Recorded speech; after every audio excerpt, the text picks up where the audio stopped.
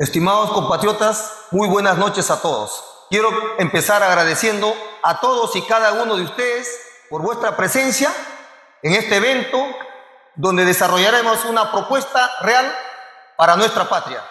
Desarrollaremos una propuesta desde un análisis de lo que viene ocurriendo en el mundo, desde nuestras reales brechas sociales y de infraestructura que tenemos, desde la capacidad que tenemos como Estado para afrontar estas grandes necesidades, y frente a ello plantearemos propuestas innovadoras. Pero antes de empezar esta disertación, quiero pedir un minuto de silencio por los hermanos caídos en las luchas de diciembre del 2023 y enero del 2024, y por nuestros hermanos que siguen muriendo el día de ayer y el día de hoy también. Un minuto de silencio, por favor, por ellos. Muchas gracias. Previo al desarrollo de la ponencia, quiero hacer un llamado a todos los militantes, simpatizantes, amigos del PT y al pueblo peruano en general. Hoy nuestro partido está embarcado en una alianza porque se cree que desde la alianza y desde la unidad vamos a lograr enfrentar esta mafia que nos viene gobernando las últimas décadas. Quiero decirles que estamos de acuerdo con la unidad, pero más allá de la unidad con los partidos políticos, requerimos una unidad al interior de nuestro partido y sobre la base de esa unidad buscar la unidad con el pueblo y sobre todo con las organizaciones sociales, porque necesitamos construir juntos un país distinto para todos. Voy a empezar, como decía, con lo que viene ocurriendo en el mundo. Hoy el mundo está embarcado en múltiples guerras que traen hambre y miseria a los pueblos, pero también ya nos estamos acostumbrando a las guerras preventivas, a esas guerras que se hacen con un objetivo: mantener los poderes hegemónicos. Ustedes recuerdan en Irak, que fue devastado por el gobierno norteamericano y hoy todavía no se recupera. Y esa misma guerra preventiva se ha pretendido hacer con Irán. Y también vemos cómo se masacra al pueblo palestino, desde el gobierno de Israel. Estas guerras también no solamente traen hambre y miseria, traen desequilibrio en la economía, traen encarecimiento del petróleo, encarecimiento de los productos alimenticios y por algo generan una crisis social y económica en los países que sobre todo dependen de sus exportaciones primarias exportadoras. Pero además de estas guerras que son llevadas con afanes hegemónicos y económicos, tenemos también una guerra comercial que el presidente Trump lo ha iniciado y que está también embarcado en esta pérdida de su hegemonía comercial con China, ha entrado en una guerra que igualmente nos afecta a todos. Pero más allá de estos dos tipos de guerra, hermanos, tenemos también un gran cambio que se está dando en el mundo. Estamos viviendo una etapa final de este capitalismo que está basado en el dinero y estamos entrando en una etapa del capitalismo, del saber, del conocimiento y de la innovación. Se está dando desarrollos como la inteligencia artificial generativa, la computación cuántica, el automatismo avanzado y otros avances tecnológicos que están cambiando la faz del mundo. El 2030 se espera que el 14% de la economía norteamericana dependerá de la inteligencia artificial generativa y en China será el 26%. De acuerdo a un informe del Banco Mundial, en 20 años las economías desarrolladas perderán el 40% de sus empleos.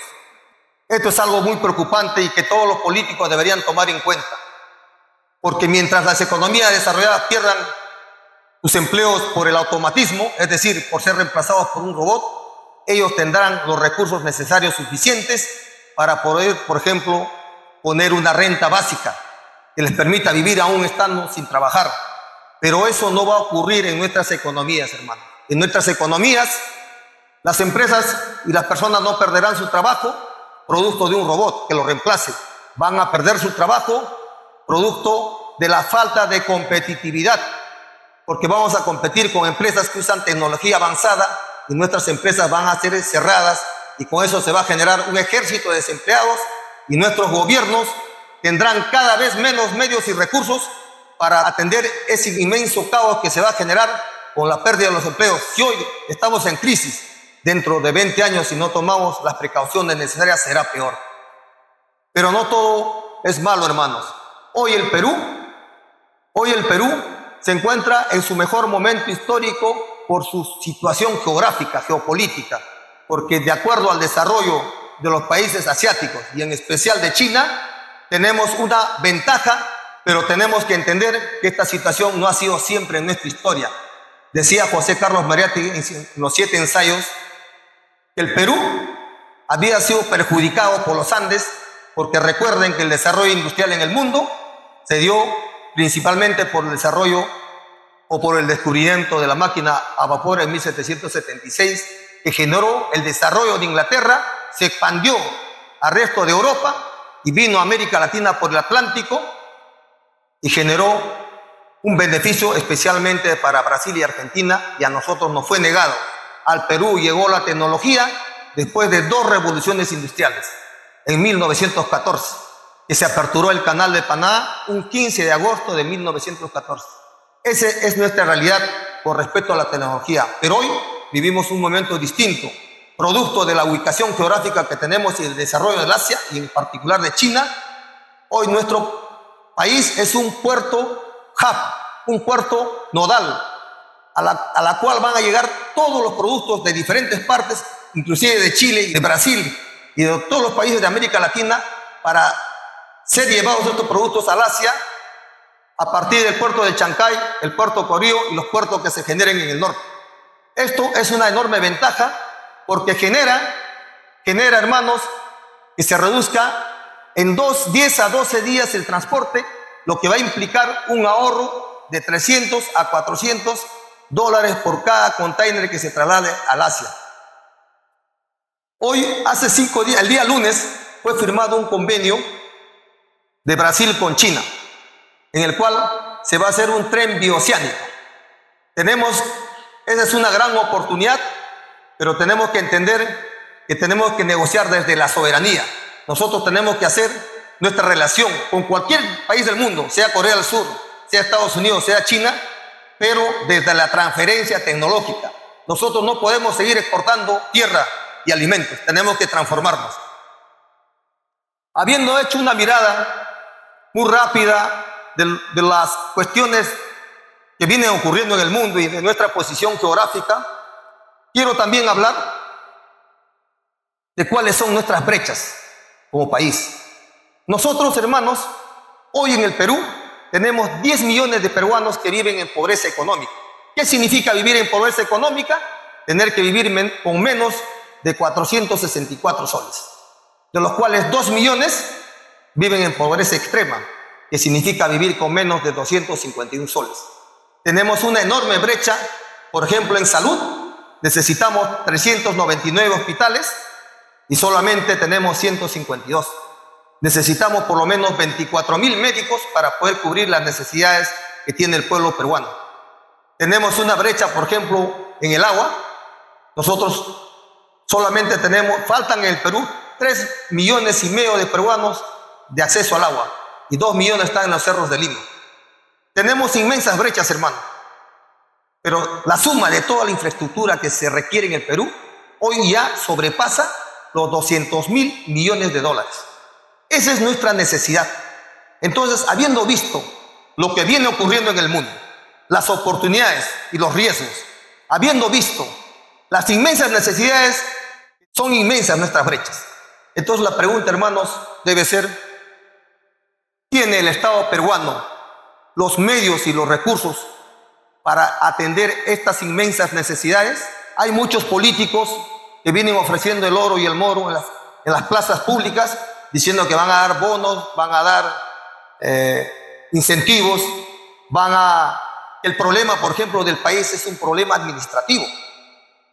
El problema del Perú es que hay una mala administración y que plata hay, sino que no se ejecuta, no hay ejecución presupuestal. O otros que escuché por ahí que dicen que el problema del Perú no es económico, el problema del Perú es moral, dicen. ¿Se lo creen eso, hermanos? ¿Ustedes creen que el problema del Perú es moral? Por supuesto que tenemos que tener gobernantes probos, gobernantes que no roben. Por supuesto que tenemos que administrar mejor nuestra economía. Por supuesto que tenemos que tener mejor ejecución presupuestal, es verdad. Pero ustedes creen, señores, aun cuando hayamos derrotado la delincuencia y la corrupción, que es lo que más aqueja al pueblo peruano hoy, ¿ustedes creen, señores, que vamos a estar en un país de primer mundo cuando hayamos alcanzado eso? Yo les digo, hermanos, que no, que con continuismo y reformismo no vamos a lograr solucionar los problemas del país. Nosotros tenemos que tener una verdadera transformación del proceso productivo en nuestro país. Y para eso quiero traerles hoy, y quiero que presten atención a lo que les voy a decir. El gran problema, señores, del país, que nadie lo dice, porque no le escuchaba a nadie, es que elegimos como nación producir. Lo que determina el nivel de vida de un individuo, de una persona, de una empresa o de una nación, es a qué se dedica, hermanos. Si yo me dedico a la agricultura, ¿cómo qué voy a vivir, señores? Como un agricultor. Tú sabes que hay Elon Musk, ¿no? Uno de los hombres de ciencia que te hacen desarrollos tecnológicos. No vamos a vivir como Elon Musk. Vamos a vivir en función de lo que hacemos. Y acá está la reflexión. Nosotros, hermanos, ya tenemos 493 años que estamos haciendo extractivismo. Desde ese entonces venimos produciendo oro y plata. Oro en el Perú y plata en Potosí, en Bolivia. Y cuando nos independizamos, ¿qué hicimos? Hacemos lo mismo. Y hasta hoy seguimos haciendo lo mismo. Porque decía un amigo, no, eso no elegimos nosotros. Eso nos los impusieron.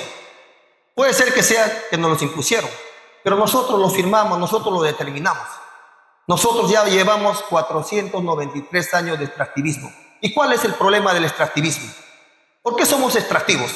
Somos extractivos porque exportamos al mundo minerales, que es tierra y alimentos. 74.000 millones de dólares exportamos al mundo, hermano. Y de esos 74.000 millones, ¿cuánto creen que corresponde? A la minería, 62%. A la agroexportación, 16.6%. Prácticamente el 80% de lo que exportamos al mundo es tierra y alimentos. ¿Y cuál es el problema de ser primero exportador? Dirán ustedes. El problema de ser primero exportador es lo siguiente, hermano. En primer lugar, preguntémonos, ¿quiénes producen los minerales? ¿Quiénes lo producen? El 85% está en manos de empresas extranjeras. ¿Quiénes producen los alimentos? La gran agroexportación. ¿Quiénes son dueños de esas tierras? Más del 50% está en manos de extranjeros. Pero nosotros no solamente somos un país primario exportador y de servicios, somos un país primario exportador y de servicios. ¿Y de quiénes son los servicios? 95% de la telefonía en manos extranjeras. La luz que hoy día nos está alumbrando es del gobierno chino. Chancay, el puerto de Chancay, es del gobierno chino. Nosotros no somos dueños de nada, hermano. Cuando se implementó el neoliberalismo en el país, que tenía dos objetivos tenía el neoliberalismo, principales. Apropiarse de nuestra riqueza mediante la compra de nuestras empresas públicas y la apertura comercial.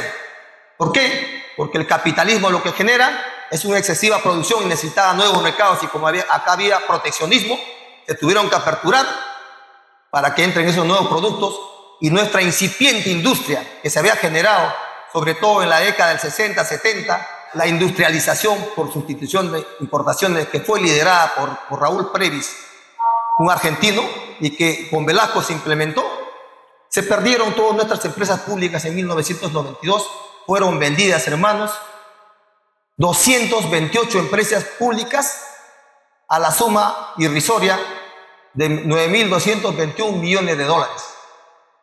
Así vendimos la gallina de los huevos de oro a precio huevo. Un ejemplo, Chogan, que es del gobierno chino, a los que se escandalizan cuando hablan de que el Estado tenga propiedad de los activos. Chogan, que es del gobierno chino, hermano, fue vendido a 120 millones de dólares. El año pasado tuvo 3 veces lo que pagaron. Y lo que es peor, siempre pongo este ejemplo, Cerro Verde fue vendido a 30 millones. ¿Saben cuánto ganó el 2023 Cerro Verde? 960 millones, más de 30 veces lo que pagaron. Esa es la historia de nuestro país. Pero hoy día somos un país primario exportador y de servicios. ¿Y por qué es malo ser primario exportador? Porque cuando uno no transforma la materia, no se genera valor agregado, no se genera desarrollo del conocimiento, no se genera transferencia tecnológica. Y cuando decimos no se genera valor agregado, y ahí la génesis del problema, digo. ¿Por qué es el problema? Porque cuando un país produce tan poco y cuando su presión tributaria es tan baja, el Estado no tiene los medios para poder impulsar otro tipo de desarrollos. Les voy a graficar con un ejemplo. Nosotros somos un país primario exportador, ¿verdad? Un país, por ejemplo, como Holanda, tiene la mitad de habitantes que el Perú y tiene un territorio 30 veces más pequeño que el nuestro. 30 Holandas caben en Perú, pero con un territorio 30 veces más pequeño y con la mitad de gente que el Perú, produce 4.5 veces el PBI peruano. Eso es lo que le permite a estos países generar el estado de bienestar, y nosotros acá estamos pensando que con continuismo y con reformismo vamos a solucionar los problemas del país. Por eso que nosotros planteamos superar este extractivismo, transitar por algunos sectores industriales, no como un fin, sino como un medio para captar recursos, para construir un Estado, una sociedad postindustrial, que es la que verdaderamente genera riqueza en el mundo.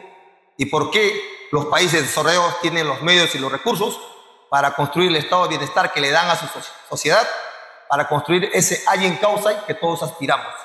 De no hacer esto, hermanos, si no transformamos nuestro proceso productivo, simplemente vamos a seguir en lo mismo. Y con esta situación que viene ocurriendo en el mundo, que nos va quitando competitividad, cada vez vamos a estar más pobres. Cada vez nuestra situación se va a agravar. Entonces, eso es lo que tenemos que cambiar. Pero para cambiar, hermanos, necesitamos primero solucionar dos problemas urgentes. Uno que ya es de larga data, es la corrupción generalizada. Pero uno más urgente, que es reciente, es la delincuencia. En Comas, hermano, hay mucha gente que se dedica son policías. Yo les he preguntado a muchos policías y me dicen lo siguiente: el problema de la delincuencia es un problema de decisión política. Ellos saben dónde se encuentran. Simplemente no se quiere hacer. ¿Sabe por qué no quieren hacerlo? Porque a este poder que nos viene dominando, a estos partidos les conviene este clima de inseguridad. Porque cuando una sociedad vive en el temor y en el miedo, se vuelve conservadora. Y entonces estamos pensando votar por lo mismo de siempre, por nuestros salvadores, ¿no? Ellos son los que nos van a ofrecer la solución. Pero eso no es la verdad, hermano. La verdad es que nosotros debemos apostar por nuevos planteamientos, por nuevos partidos. No podemos hacerle cambio con lo mismo de siempre.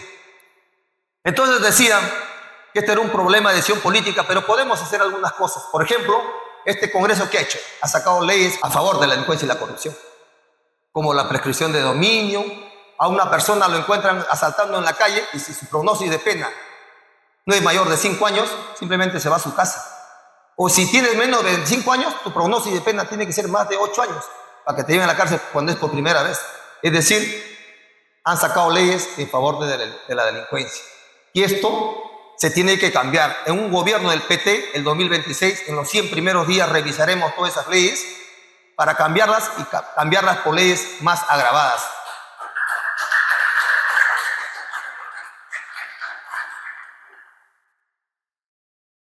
Pero paralelamente a este cambio de las leyes, necesitamos reformar la Policía Nacional, porque también sabemos que en ella hay malos elementos, que tiene que hacer una purga. Tenemos que crear una especie de policía de investigaciones que esté dotada de lo mejor de la tecnología para que pueda ubicar a estos delincuentes con IA, Big Data, reconocimiento facial y todo el seguimiento de las operaciones financieras y de las comunicaciones y las redes, para poderlos detectar, y con los comandos de asalto urbano que ampliaremos, podamos dar cuenta de ellos para poder llevarlo a cárceles que estén en lugares que estén por encima de los 5.000 metros de altura. Eso es lo que tenemos que hacer. Respecto a la corrupción, el gran problema de la corrupción, hermanos, es sobre todo la impunidad, porque acá en este país el que la hace no la paga. No pasa nada. Si no, miren a estos políticos que vienen 10, 15 años y después, ¿qué ocurre? Se declaran víctimas. Dicen que son perseguidos de la justicia, cuando son ellos mismos quienes dilatan sus juicios porque saben que van a ir a la cárcel. Y no pregunten a la señora Keiko. Eso es lo que hacen. Dilatan y dilatan hasta que cambien las circunstancias o salgan elegidas, porque ahora han sacado una ley que lo que pasa a la valla, el que va adelante va a ser senador, ¿no? Porque ya eres senador, ya tienes impunidad, porque han devuelto la inmunidad parlamentaria, también lo han restablecido. También la prescripción de dominio. Un delincuente no se le puede quitar lo que ha robado a menos que tenga un juicio ya determinado. Es decir, se le está autorizando a hacer uso de los bienes que ha adquirido con el delito. Esa es nuestra situación y es la que tenemos que cambiar. Pero para cambiar el país también, más allá de la lucha contra la delincuencia y la corrupción, debemos también transformar nuestro Estado. Nuestro Estado hoy, ¿qué es? Es un pobre reasignador de recursos y mal reasignador, y no da los servicios públicos, solamente la supervisa. Nosotros necesitamos un cambio de rol del Estado. Un Estado que haga prospección, planificador e impulsor del desarrollo nacional. Por eso creemos que es necesario crear un ministerio de la planificación, la innovación y el conocimiento. Un organismo que se dedique a ver qué es lo que tenemos que hacer en el país, a dirigir qué es lo que tenemos que hacer en el país. Podremos planificar lo que se necesita hacer en el país. No planificar para que el Estado intervenga, por ejemplo, en la producción de bienes o servicios. No, ya hemos tenido esa mala experiencia. Pero ¿por qué no un Estado que también sea dueño de sus activos? Si no, miremos a China. En China, prácticamente entre el 60 al 70% del PBI chino es producto de las empresas chinas o de empresas que están en sociedad con privados, con el gobierno chino.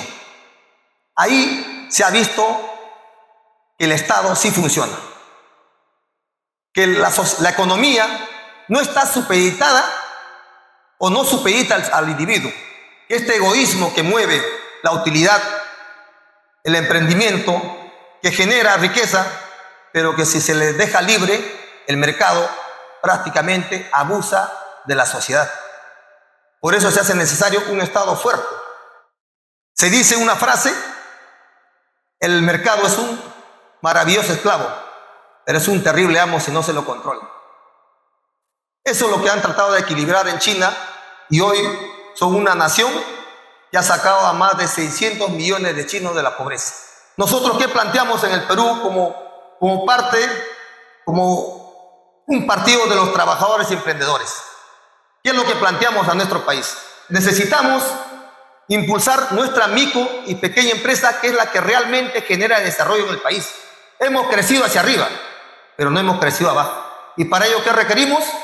Requerimos, primero, tasas de interés que no sean confiscatorias. No es posible, pese al riesgo país que tenemos, en nuestro país las tasas para la microempresa están entre 40 a 46%, mientras que, por ejemplo, en España o en Estados Unidos está entre 3 a 6%. Eso es inconcebible. Tenemos que desarrollar líderes.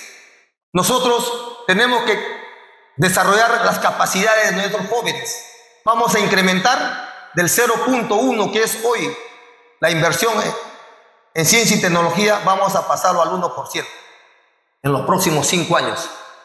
Vamos a duplicar la cantidad de estudiantes de ciencias en todas las universidades públicas. Vamos a generar 10,000 alumnos becados a las mejores universidades del mundo para que se capaciten con un compromiso de retornar al país. ¿Sabe cuánto le costaría al Estado peruano? 10,000 alumnos con $2,000 mensuales estudiando en el extranjero por año, 864 millones de dólares. ¿Sabe cuánto le cuesta este Congreso corrupto al Estado peruano? 1.400 millones de soles. Y no producen nada. Es más, que han dado las espadas al pueblo y producen más bien leyes en favor de los delincuentes y los corruptos. Decía que necesitamos cambiar el Estado, necesitamos cambiar la educación, necesitamos impulsar nuestra micro y pequeña empresa. Decíamos tenemos que mejorar las tasas de interés, la capacitación, la formación, la tecnificación y la búsqueda de mercados para nuestros micro, pequeños empresarios. Tenemos que también formalizarlos, porque ese es el gran problema de la micro y pequeña, sobre todo de la microempresa. ¿Por qué? Producto de la no formalización, tienen que acceder a tasas de intereses abusivas o hasta los gota a gota, otro tipo de financiamiento que prácticamente lo condenan al no desarrollo.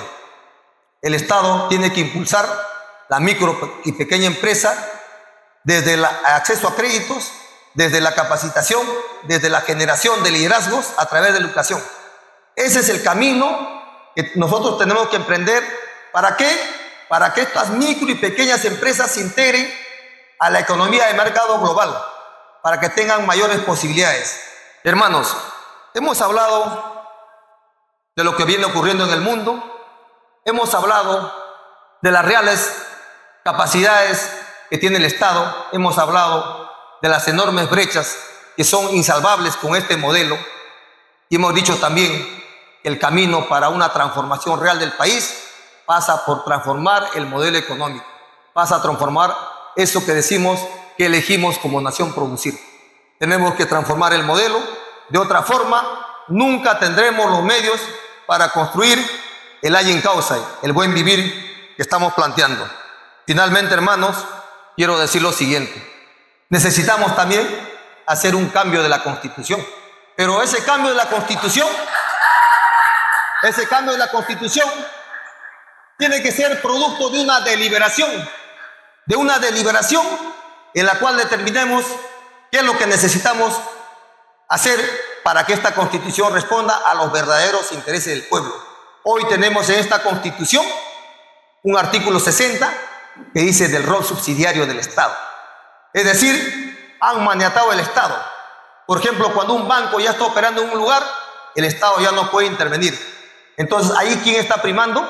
El interés particular sobre el interés nacional. El artículo 62 que habla de los contratos ley. Y esos contratos ley, ¿cuál es el problema? ¿Cómo es posible que en un país soberano un extranjero tenga más derechos que un peruano? Eso no puede continuar.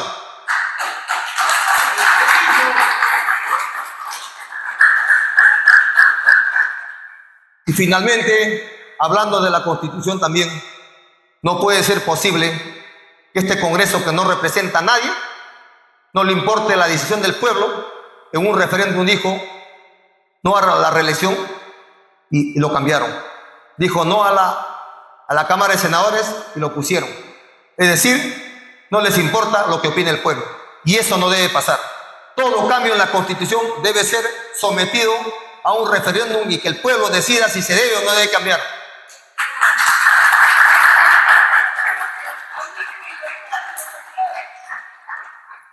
Hermanos, hoy la patria se encuentra en peligro. Estamos siendo gobernados por una mafia que se quiere enquistar el poder y que defiende solamente los intereses patrimonialistas. Y esto se viene dando a lo largo de toda nuestra historia, pero hoy lo hacen con mayor descaro. Por ello, hermanos, si queremos realmente tener por lo menos la oportunidad de un cambio, no podemos pensar que vamos a hacerlo con estos señores. Estos señores ya han sido probados y han fallado. No son parte de la solución, son parte del problema. Por ello debemos hacer una cruzada nacional para hacer entender a nuestro pueblo que no podemos esperar un cambio con lo mismo de siempre.